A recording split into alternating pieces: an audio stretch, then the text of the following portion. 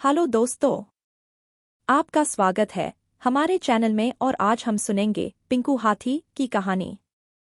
एक घाटी के किनारे पिंकू हाथी रहता था। घाटी के पास एक सुंदर सा बाग था। वहां चिड़िया, भौरे, परियां और तितलियां रहते थे। वे सब प्रसन्न रहते थे। तितलियां फूलों से शहद बनातीं। भंवरे आसमान में उड़ते हुए गुनगुनाते रहते। परियां सुंदर सुंदर फूलों पर बैठकर अपनी मीठी आवाज में गाती और चिड़िया पेड़ पर बैठकर चू चू करती। पिंकू हाथी की इन सबसे दोस्ती थी। वह इनसे मिलने रोज बाग में जाता। वहां वह चिड़ियों, भंवरों, परियां और तितलियों को अपनी पीठ पर बैठाकर घुमाता, जबकि वे उड़ सकते थे। पिंकू हाथी के दोस्त उसे बहुत प्यार करते थे। तितलियां उसे शहद देती, परियां अपनी मीठी आवाज में उसे गाना सुनाती, चिड़िया अपने प्यारे प्यारे बच्चों को उसे दिखाती और भौरों को जो भी अच्छा मिलता वह वे उसे दे देते।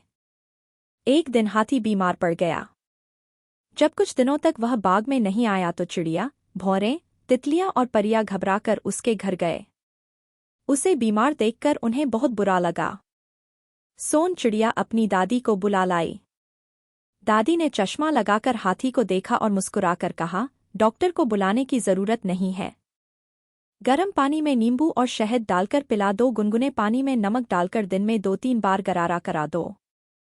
कल तक ठीक हो जाएगा। दादी तो अपना नुस्खा बताकर चली गई, पर परियां मानी नहीं। वे डॉक्टर को बुला लाईं। डॉक्टर ने नब्ज देखी और कागज पर दवाई का नाम लिख दिया। परियां जल्दी से दवाई ले आ रहे। उन्होंने हाथी की बहुत सेवा की। वह कुछ दिनों में ठीक हो गया। परियों ने हाथी के अच्छे हुए की खुशी में दावत दी। अपनी रानी को भी निमंत्रण दिया।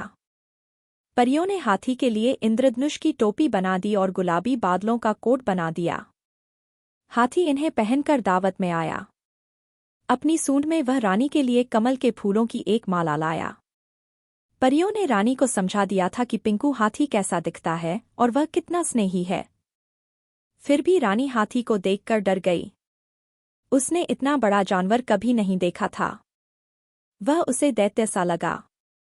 पर परियों के बहुत समझाने पर उसने माला ले ली और हाथी को धन्यवाद देते हुए कहा, परियां तुम्हारी बहुत तारीफ करती हैं। मैं परीलोक में जादू से तुम्हारे लिए एक घर बना दूंगी। तुम वहां रहना।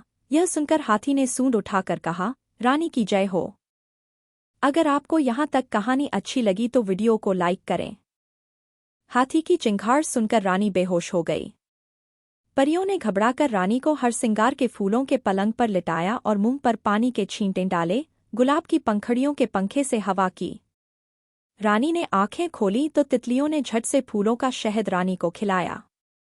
शहद से रानी को फायदा हुआ। वह ठीक हो गई और बैठ गई। हाथी को बहुत बुरा लगा कि रानी उसकी आवाज सुनकर बेहोश हो गई। वह चुपचाप अपने घर वापस आ गया। उसने सोच लिया कि अब वह परीलोक नहीं जाएगा, क्योंकि उसकी आवाज सुनकर वहां की परियां बेहोश हो जाएंगी। उसे यह भी डर लगा कि उसकी दोस्त परियां उससे परीलोक जाने को कहेंगी। उसे लगा कि उसे अपना घर जल्दी से जल्दी छोड़कर दूर चले जाना चाहिए। वह चलता गया, चलता गया। चलते चलते उसे एक पहाड़ मिला। पहाड़ के अंदर एक गुफा थी। हाथी उस गुफा में रहने लगा। यहाँ उसका कोई दोस्त नहीं था। इतना अकेला रहना उसे अच्छा नहीं लगा। अक्सर उसे अपने मित्रों की याद आती और उसकी आंखों से आंसू गिरने लगते, टप टप टप टप। जितने अधिक उसकी आंखों से आंसू गिरते उतनी ही उसकी आंखें छोटी होती जातीं। कुछ दिनों के बाद उसके आंसुओं के हीरे बन गए।